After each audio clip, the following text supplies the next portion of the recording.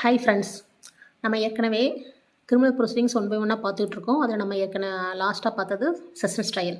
அடுத்து நம்ம என்ன பண்ணோம்னா வாரண்ட் ட்ரையல் பார்க்கணும்.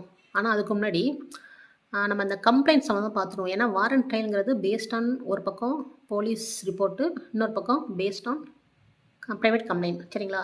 அதனால் இந்த ப்ரைவேட் கம்ப்ளைண்ட் என்னென்னு பார்த்துட்டோம்னா நம்ம வாரண்ட் ப்ரொசீஜரை பார்க்குறது கொஞ்சம் ஈஸியாக இருக்கும். ஸோ ஜஸ்ட் ஒரு 4 செக்ஷன் தான், அதை மட்டும் இங்கே பார்த்துருவோம். அதை வந்து சொல்கிற சிஆர்பிசியில் பார்த்தீங்கன்னா சொல்கிற சாப்டர் 15 கம்ப்ளைண்ட்ஸ் டு மேஜிஸ்ட்ரேட். அதுக்கு உட்பட்ட செக்ஷனை பார்த்தீங்கன்னா 200லேருந்து 203 வரைக்கும் 200லேருந்து 203 வரைக்கும் அந்த செக்ஷனை பற்றி சொல்லுது. சரிங்களா? இது நீங்கள் பிஎன்எஸ்எஸில் பார்த்தீங்கன்னா சாப்டர் 16 இருங்க அதை காமிக்கிறேன். சாப்டர் 16 கம்ப்ளைண்ட்ஸ் டு மேஜிஸ்ட்ரேட்டு 203லேருந்து 226 வரைக்கும் அந்த 4 செக்ஷன் தான் இந்த கம்ப்ளைண்ட் சம்மந்தமாக, அதாவது ப்ரைவேட் கம்ப்ளைண்ட் சம்மந்தமாக எப்படி கமெண்ட்ஸ் பண்ணுவாங்கன்னு சொல்கிறாங்க. சரிங்களா? இப்போ ஃபஸ்ட்டு செக்ஷன் சிஆர்பிசியில் இப்போ முதல்ல 4 செக்ஷன் இருக்குமா.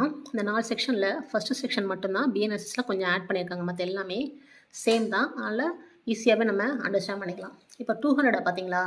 200ல் என்னென்னா இந்த கர்சர் வச்சு காமிக்கிறேன் பாருங்கள்.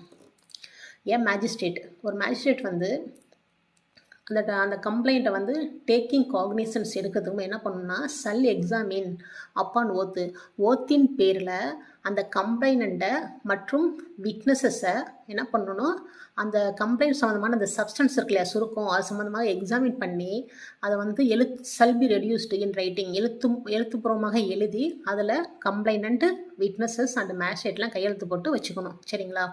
இப்போது கீழே ப்ரொவிசர் சொல்லியிருக்காங்க இல்லையா, அந்த ப்ரொவிசர் என்னென்னா ஒரு 2 விஷயத்தில், அதாவது சப்செக்ஷன் ஏ அண்ட் பி 2 விஷயத்தில் வந்து நீங்கள் வந்து கம்ப்ளைண்ட்டையோ விட்னஸஸையோ விசாரிக்க வேண்டிய அவசியம் இல்லை, அவங்க கம்ப்ளைண்ட் கொடுத்தாலே போதுங்கிறாங்க. அது என்னன்னு பார்த்தீங்கன்னா, ஒன்று வந்து ஒரு பப்ளிக் சர்வெண்ட் வந்து public duty purporting to act in the discharge of his official duty, அந்த அஃபிஷியல் டியூட்டி வந்து ஆற்றியிருக்கும்போது அவங்க என்ன, அல்லது கோர்ட்டில் இருக்கவங்க, கோர்ட் இருக்கு, court has made A complaint, suppose ஒரு கோர்ட்டும் சமயம் வந்து கம்ப்ளைண்ட் கொடுக்கும் இல்லையா, அந்த மாதிரி விஷயத்தில் வந்து கம்ப்ளைண்ட்லாம் விசாரிக்க வேண்டிய அவசியம் இல்லை, விட்னஸை விசாரிக்க வேண்டிய அவசியம் இல்லை. இதுதான் சப்செக்ஷன் ஏல.